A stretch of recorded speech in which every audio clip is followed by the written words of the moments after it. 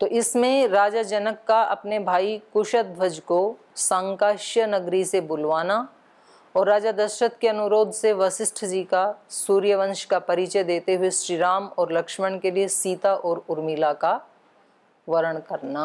तो इससे तो पता लग गया कि उर्मिला और सीता दो पुत्रियां हैं इनकी, राजा जनक की। आगे, ततः प्रभाते जनकः कृत कर्मा महर्षिभिः उवाच वाक्यं वाक्यज्ञः शतानन्दं पुरोहितं भ्राता मम महातेजा वीर्यवानतिधार्मिकः कुशध्वज इति ख्यात पुरीं मध्यवसच्छुभां वार्याफलकपर्यन्तां पिबन्निक्षोमतीं नदीं संकाश्यां पुण्यसंकाशां विमानमिव पुष्करं तमहं द्रष्टुमिच्छामि यज्ञगोप्ता स मे मतः प्रीतिं सोऽपि महातेजा इमां भोक्ता मया सह। ततः तत्पश्चात माने रात्रि बीत जाने के बाद प्रभाते प्रभात काल में जनकः महर्षि भी कृतकर्मा, राजा जनक ने सब महर्षियों के साथ जो यज्ञ हवन आदि जो अपने नित्य कर्म हैं उनको उन्होंने किया। और फिर उवाच वाक्यज्ञ वाक्यम शतानंदम पुरोहितम, और फिर वाक्यज्ञ वाक्यम जो वाक्यों को जानने वाला है, जो शब्दों में अत्यंत कुशल है, ऐसे शतानंद पुरोहित को ये वाक्य उन्होंने कहे। वाक्य मर्मज्ञ अपने पुरोहित शतानंद जी से ये वाक्य कहे। भ्राता मम महातेजा वीर्यवानति धार्मिकः कुशध्वज इति ख्यात पुरीं अध्यवसन् शुभाम्। शतानंद जी से क्या कहा कि भाई मेरे भाई हैं एक महातेजा, महान तेजस्वी। तो प्राचीन काल में ना तेजस्वी होने की महिमा को ज़्यादा महिमा मंडित किया जाता था, आज भी किया जाता है तेजस्वी को तो, लेकिन आज की तेजस्विता जो है वो कैसी हो गई, डुप्लीकेट हो गई। आज तेजस्विता के लिए क्या करते हैं, ब्यूटी पार्लर में जाते हैं। तेजस्विता तो चाहिए, लेकिन वो कैसी है, वो ऐसी है कि कोरोना काल में 2 साल गए नहीं वहाँ पे, तो अभी कई लोगों को सच्ची बता रही हूँ, देखा ना तो वो मतलब ऐसे लगे जैसे 10 साल और ज़्यादा बूढ़े लगे।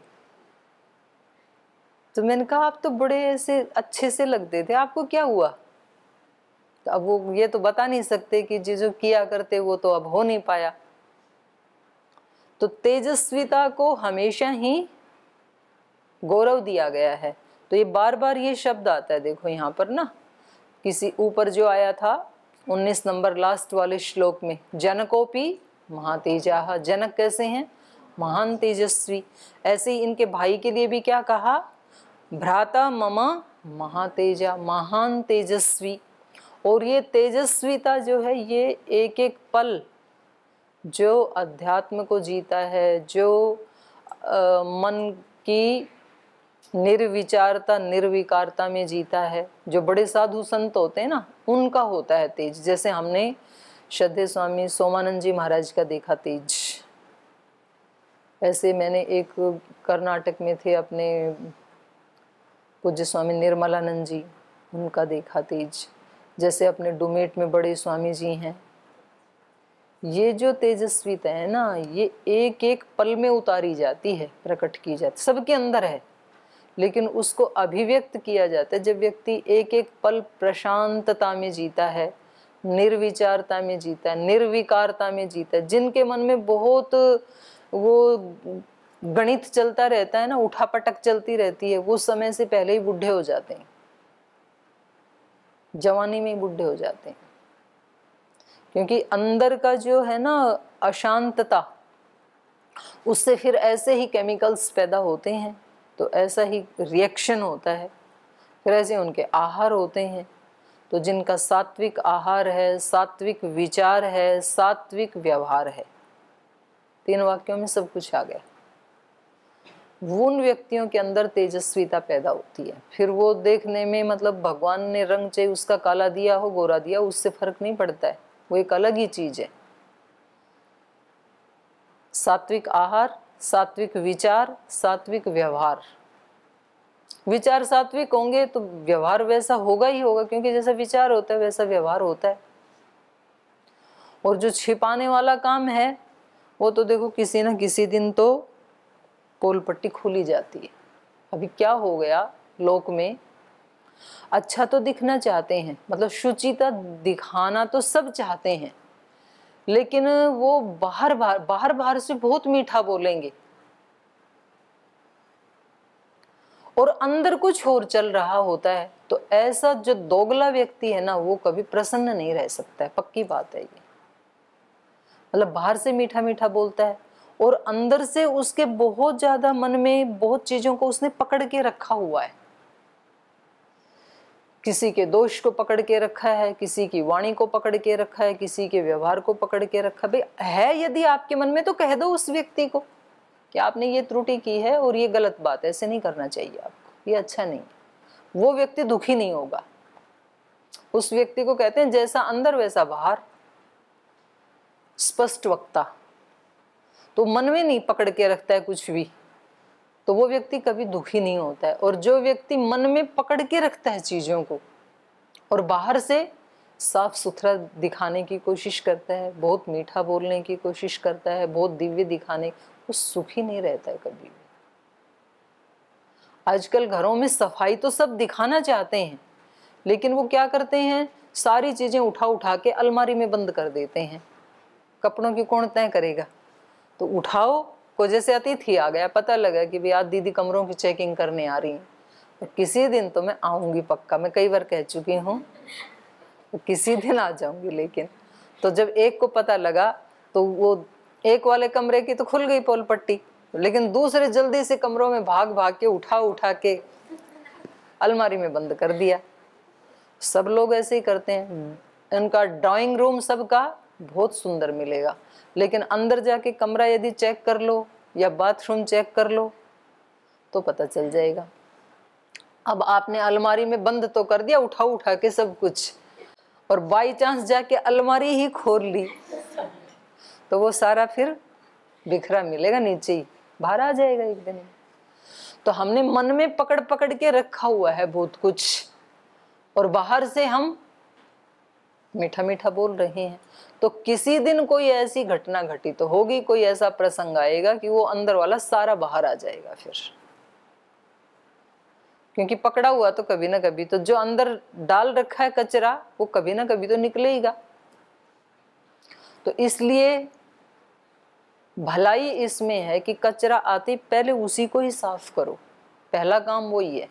अच्छा, बाहर तो व्यक्ति कर भी लेता है, और बाहर किसी के कपड़ों पे कुछ गंदगी लग जाए, दूध पीते पीते दूध बिखर जाए, चाय पीते पीते चाय बिखर जाए, खाना खाते खाते सब्जी लग जाए, तो पहला काम क्या करते हैं, बीच में उठ के कपड़े को धोते हैं पहले कि भाई इसका हल्दी का दाग नहीं जाएगा, फिर अगर ये सब्जी नहीं धोई तो दाग पड़ जाएगा। फिर तो क्या बात है, दाग पड़ जाएगा तो दूसरा कपड़ा आ जाएगा, वहां तो कोई बात नहीं।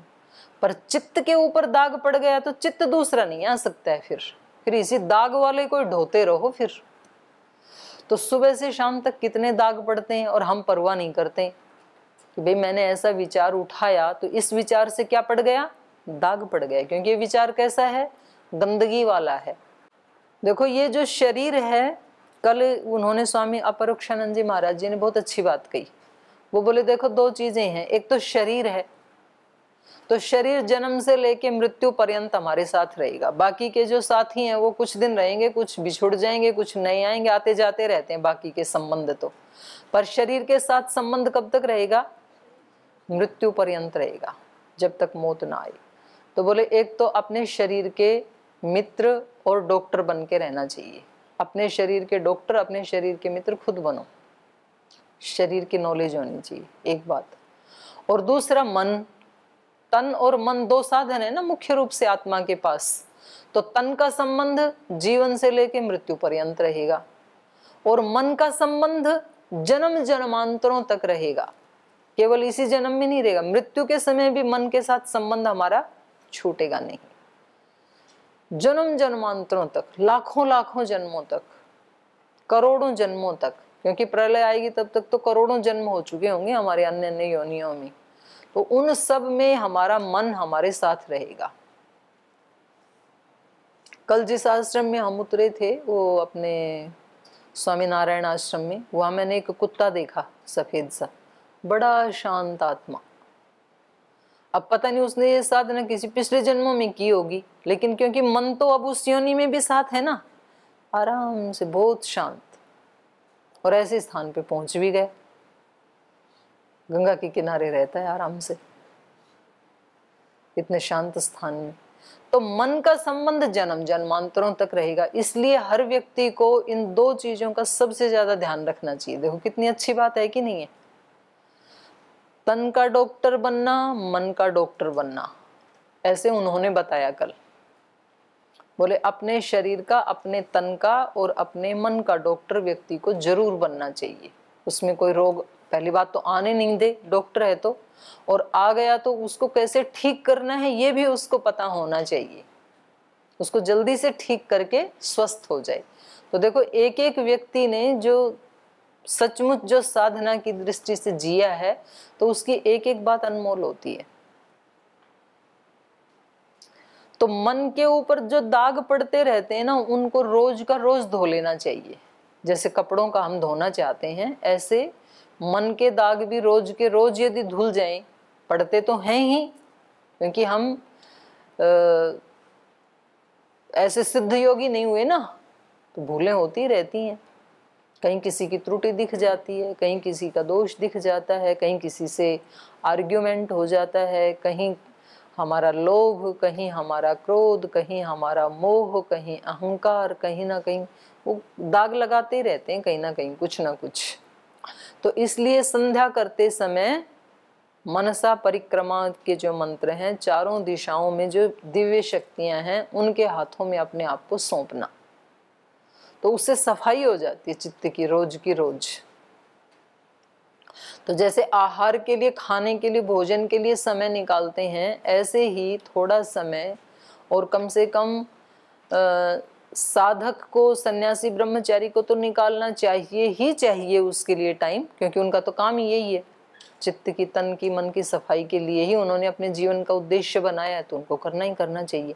उनसे भी ज्यादा अनिवार्य उन लोगों के लिए है जो घर गृहस्थ में रहते हैं, क्योंकि ये तो फिर भी एकांत में रहता है, तो ये परेशान होगा तो कम से कम अकेला ही होगा, और वहां जो एक व्यक्ति परेशान हुआ उसके चित्त पे दाग लगे तो वो तो सैकड़ों को संक्रमित कर देगा, क्योंकि वो सुबह से शाम तक सैकड़ों लोगों के संपर्क में आता है। एक व्यक्ति यदि घर से परेशान होके जाता है तो वो दुकान पे, फैक्ट्री पे, ट्रैफिक में जितने भी सुबह से शाम तक लोग मिलेंगे उन सब के ऊपर झुंझलाएगा, सबके साथ झगड़ा करेगा, फिर वो अपने घर जाके करेंगे। मतलब इसने तो अपने ऑफिस में जाके झगड़ा किया, क्योंकि अपने घर झगड़ा करके आया था। अब जो ऑफिस वाले हैं वो अपने घर जाके करेंगे, फिर उनके जो घर वाले हैं वो उनको तो कुछ कह नहीं सकते, वो बच्चों को डांटेंगे, फिर बच्चे अपने स्कूल में जाके करेंगे। पूरी एक बहुत लंबी चेन चली जाती है। और जैसे कोरोना में होता है ना, एक आदमी संक्रमित हुआ तो वो कितने लोगों को ले डूबेगा, हजारों को, जितनों के संपर्क में, वो चेन टूटेगी नहीं फिर। तो ऐसे ही ये मन का संक्रमण भी ऐसा ही है। तो जो घर गृहस्थ में रहते हैं उनके लिए परम आवश्यक, उनको जरूर करना ही करना चाहिए। ये सबसे महत्वपूर्ण काम है। ईश्वर स्तुति, प्रार्थना, उपासना, ध्यान, भजन, संध्या, उसके लिए थोड़ा टाइम तो जरूर निकालना चाहिए, आधा घंटा, 1 घंटा। और जो वानप्रस्थी सन्यासी ब्रह्मचारी हैं उनको इसलिए निकालना चाहिए क्योंकि उनके जीवन का लक्ष्य ही वो ही है, उसके अलावा और कुछ करना ही नहीं है उनको। तो बात यहाँ महातेजा शब्द से चली थी, महातेजस्वी। तो इसको बहुत गौरव दिया जाता था प्राचीन काल में। तो इन्होंने कहा, महाराजा जनक ने कहा, भ्राता मम महातेजा, मेरा भाई कैसा है, महान तेजस्वी, और कैसा है, वीर्यवान। ये पराक्रम के भी बहुत पुजारी थे। देखो दोनों चीजें साथ साथ, अभ्युदय निश्रेयस सिद्धि सधर्म, या तो अभ्युदय निश्रेयस सिद्धि सधर्म। अभ्युदय को भी लेके चल रहे हैं, निश्रेयस को भी लेके चल रहे हैं। तो एक तरफ वीर्यवान, अपनी पुत्री के लिए भी क्या शब्द प्रयोग किया, वीर्य शुल्का। वीर्य ही शुल्क है जिसका, शुल्क मतलब कीमत। तो मेरी जो पुत्री है सीता, उसका शुल्क क्या है, उसकी कीमत क्या है, पराक्रम। वीर्य शुल्क है। जो पराक्रमी राजा होगा वो मेरी पुत्री को लेके जाएगा, बलहीन को नहीं दे सकता हूं, क्योंकि मेरी पुत्री कैसी है, शक्ति स्वरूपा है, वीर्य शुल्क है। तो ये इसी तरह से पराक्रम का भी बहुत गौरव देते हैं उसको भी। तो खुद भी पराक्रमी हैं, इनकी पुत्री भी बहुत शक्ति स्वरूपा हैं, शर्त भी शक्ति वाली ही रखी है, और अपने भाई के लिए भी क्या शब्द प्रयोग किया, वीर्यवान। गीता में भी आता है यही, काशी राजश्च वीर्यवान। तो पराक्रमी भी होना चाहिए।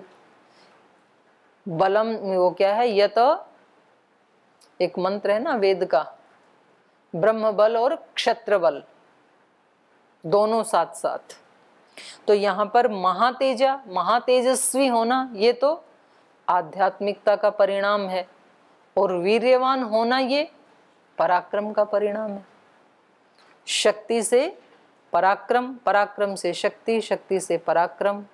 तो जो जितना ज्यादा तेजस्वी होगा, जैसे व्यायाम का है ना, व्यायाम करो तो शरीर बलवान होगा, फिर बलवान शरीर ज्यादा व्यायाम कर पाएगा, फिर ज्यादा व्यायाम करेगा तो और बलवान होगा, मांसपेशियां मजबूत हो जाती है ना। एक दुबला पतला व्यक्ति भी, जब आजकल महाराज जी एक बात बहुत अच्छी कह रहे हैं, और वो मतलब मेरे को भी समझ में आने लगी है, कि एक भी किसी भी छोटे से छोटे काम में भी जब व्यक्ति पूरी निष्ठा से और बहुत गहराई से उसमें उतरने लगता है तो उसमें से अनंत मिलता है। जैसे एक प्राणायाम में महाराज जी डूबते ही चले गए, एक प्राणायाम की डोर पकड़ करके लगे ही रहे, लगे ही रहे, लगे ही रहे, तो उसमें से क्या क्या निकल के आया देखो। समुद्र मंथन पढ़ा था ना हमने इसमें भी, तो ये प्राणायाम मंथन, और अभी तो चल ही रहा है।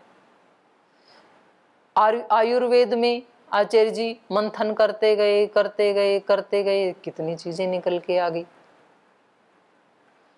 ऐसे एक एक व्यक्ति एक एक चीज में जो मंथन करते चले जाते हैं तो वहां से अनंत मिलता है। यहाँ हर एक एक कण इस सृष्टि में अपने आप में अनंत है। एक एक चीज को जो लेके चले, कोई अहिंसा को, सत्य को, प्राणायाम को, किसी भी एक चीज को, छोटी से छोटी चीज को। धीरू भाई अंबानी एक छोटी सी दुकान लेके चले थे, 5 रुपए से बिजनेस व्यापार शुरू किया उसमें, लेकिन पूरी श्रद्धा से निष्ठा से लगे ही रहे, लगे ही रहे, लगे ही रहे। आज उनके पुत्र देश के नहीं दुनिया के भी जो धनवान व्यक्ति हैं टॉप 10 उनमें से एक हैं। तो ऐसे व्यक्ति एक काम में लगा ही रहे।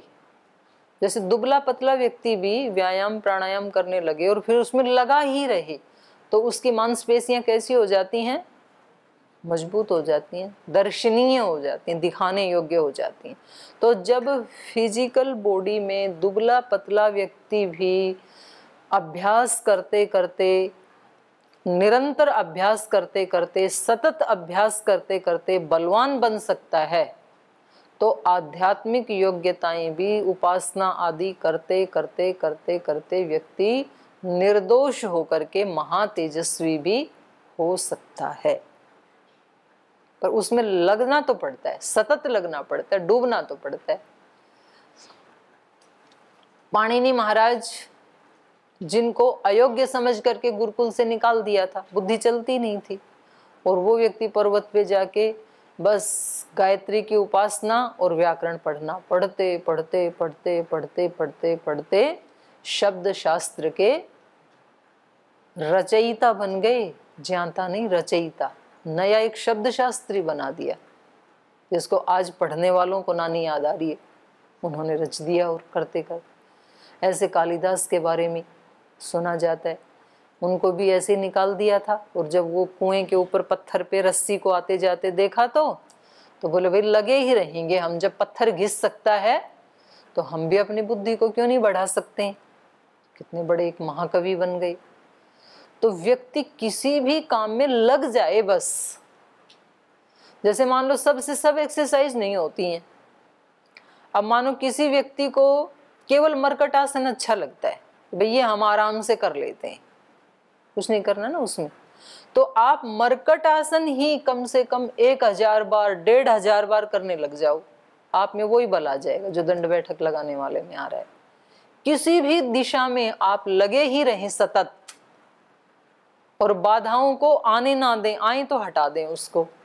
प्रकृति परीक्षा तो लेती है आपकी, बाधाएं आएंगी, लोग आपको अयोग्य बताएंगे, निकम्मे बताएंगे, और आप पे ब्लेम भी लगाएंगे। उसको स्वीकार करके आप लगे ही रहें, पर उधर ज़्यादा आप उलझे नहीं, तो फिर एक दिन किसी भी फील्ड में आप सिद्धि प्राप्त कर सकते हैं, जो आपकी रुचि का फील्ड है। व्यायाम का है, संगीत का है, चित्रकारी है, कोई भी फील्ड है जो आपको रुचि कर, बस उसमें लगे ही रहें सतत। और ये हमारे ऋषियों ने कितनी कृपा की, हमारे को बता दिया। अभ्यास वैराग्याभ्याम, अपने उद्देश्य की पूर्ति करने में जो बाधक वृत्तियां हैं उनको हटाना है हमें, और उनको हटाने के लिए साधन क्या है? अभ्यास और वैराग्य। और वो वैराग्य और अभ्यास कब तक करना है? सेतु दीर्घ काल नैरंतर्य सत्कारा से भी लगे ही रहें, श्रद्धा पूर्वक दीर्घ काल तक लगे रहें। एक फील्ड चुन लें और उसमें लगे ही रहें, फिर तो सिद्धि मिल जाती है। तो इन्होंने उनसे कहा शतानंद जी से कि वे मेरी बेटियों का रिश्ता तो तय हो गया, उर्मिला और सीता का, तो अब मेरे भाई हैं, भ्राता मम महातेजा वीर्यवान अति धार्मिक। भाई कैसे हैं मेरे? वीर्यवान भी हैं और धार्मिक नहीं, अति धार्मिक हैं। दोनों एक साथ लेके चल रहे हैं, अभ्युदय और निश्रेयस। वीर्यवान अति धार्मिक है, जो मेरे भाई अति धार्मिक हैं, वीर्यवान हैं। कुशध्वज इति ख्यात है, और उनका नाम क्या है? कुशध्वज। पुरीम अध्यवसन शुभाम, शुभ नगरी में वो रहते हैं। शुभाम पुरीम, पुरी मतलब नगरी, एक बहुत ही शुभ नगरी में वो रहते हैं, अध्यवसन। और वो नगरी कहाँ तक है? वार्या फलक पर्यंताम। वार्या फलक मतलब वारण करने वाले फलक हैं, जिसमें जैसे कुछ तो खाई खोद के रखते हैं, जैसे रावण ने खोद के रखी हुई थी, इसके चारों तरफ, लंका के चारों तरफ उसमें पानी भरा हुआ, और उस पानी में बड़े बड़े मगरमच्छ। तो पहली बात तो उस खाई को कोई उलांघ ना सके, और उलांघने की कोशिश करे तो मगरमच्छ पकड़ के ले जाए, तो कोई लंका में जा सकता ही नहीं है। तो ऐसे अलग अलग उपाय करते हैं। तो ऐसे इन्होंने क्या लगा रखा था? वार्या फलक। कोई ऐसे कोई बोर्ड आदि या जो भी कोई फलक का तो बोर्ड फट्टा होता है वैसे, तो कोई इलेक्ट्रिक बोर्ड था या जो भी था, उस नगरी में घुसने वालों का वारण करने वाला जो फलक है वो जहाँ लगे हैं वहां तक वो फैली हुई है नगरी। तो अलग अलग तरह से सुरक्षा करते थे ना महाराजा लोग। कुछ वो बनाते थे, क्या बोलते हैं, कोट नहीं, जो राजस्थान में बने हुए हैं ना किले, चारों तरफ जो दीवार होती है, क्या बोलते हैं उसको? चारों तरफ जो दीवार बनी होती है, कोर्ट बोलते हैं। नहीं नहीं, फोर्ट तो किला हो गया, वो जो दीवार होती है ना परकोटा टाइप, मतलब सुरक्षा के लिए मजबूत वो बना के रखते हैं। तो अलग अलग चीजें बनाते थे। तो वार्या फलक पर्यंताम, वो नदी कहाँ तक है? वार्या फलक पर्यंत फैली हुई है। पिबन इक्षुमतीम नदीम, और कौन सी नदी का पानी पीते हैं मेरे भाई? इक्षुमती, मतलब जिसका गन्ने के रस जैसा मीठा पानी है, तो गंगा जैसा पानी होगा। तो ऐसे मीठे पानी को पीते हैं मेरे भाई, ऐसी नदी का पानी पीते हैं। और उस नगरी का नाम क्या है? सांकाशा। सांकाश्याम, पुण्य संकाशाम, पुण्य संकाशा, पुण्य से मिलने वाले, अर्थात स्वर्ग जैसी है वो नगरी। पुण्यों से प्राप्त होने वाले स्वर्ग के समान संकाशा नगरी में मेरे महातेजस्वी वीर्यवान अति धार्मिक भाई रहते हैं। विमानम इव पुष्पकम, और वो कैसी है? पुष्पक विमान के समान। पुष्पक विमान बहुत सुंदर होता है ना जैसे, और बहुत बड़ा भी होता है। जैसे वहां से सारे लोग एक साथ उसमें बैठ के आ गए थे लंका से, तो ऐसी ये पुष्पक विमान के समान विस्तृत और स्वर्गलोक जैसे सुंदर नगरी है, वहां मेरे भाई रहते हैं। तम अहम द्रष्टुम इच्छामि, तो मैं उसको बुलाना चाहता हूँ इस उत्सव में, उसको आप बुला लाएं। तम अहम द्रष्टुम इच्छामि यज्ञ गोप्ता समे मतः, और वो मेरे यज्ञ के गोप्ता बने। गोप्ता मतलब रक्षक, गोपु रक्षणे, गोपु धातु से गोप्ता बना, तो वो यज्ञ के रक्षक होके यहाँ रहें। ये नहीं पता था उनकी पुत्रियों की भी शादी करनी है, उनको तो यज्ञ में बुला रहे हैं और यज्ञ के गोप्ता रक्षक के रूप में बुला रहे हैं। प्रीतिम सोपी महातेजा, वो भी मेरे से बहुत प्रीति करते हैं। इमाम भोक्ता मया सह, तो वो भी इस उत्सव का मेरे साथ भोग करेंगे, माने आनंद उठाएंगे, वो भी भोक्ता बनेंगे इसके। तो इसलिए आप मेरे भाई उसको कुशध्वज को भी बुला लाएं। ऐसा महाराजा जनक ने अपने पुरोहित शतानंद जी को कहा। तो शेष चर्चा कल करेंगे, आज यहीं विराम लेते हैं।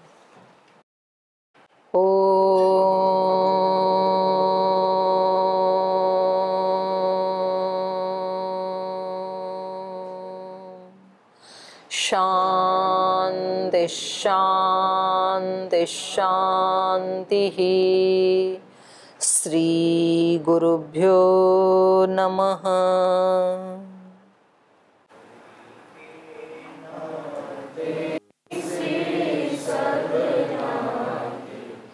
इससे सभी हरि के नाते से सब नाते, इससे सभी सुहाते। किससे वैर करेंगे प्यारे, विविध रूप धर आते। किससे वैर करेंगे प्यारे, विविध रूप धर आते। स्वार्थ बिना जो सबकी सेवा करते नहीं आघाते। स्वार्थ बिना जो सबकी सेवा करते नहीं आघाते।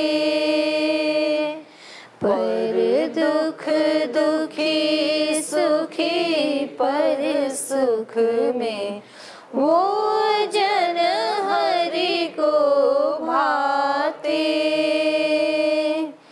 पर दुख दुखी सुखी पर सुख में, वो जन हरि को भाते। हरि के नाते से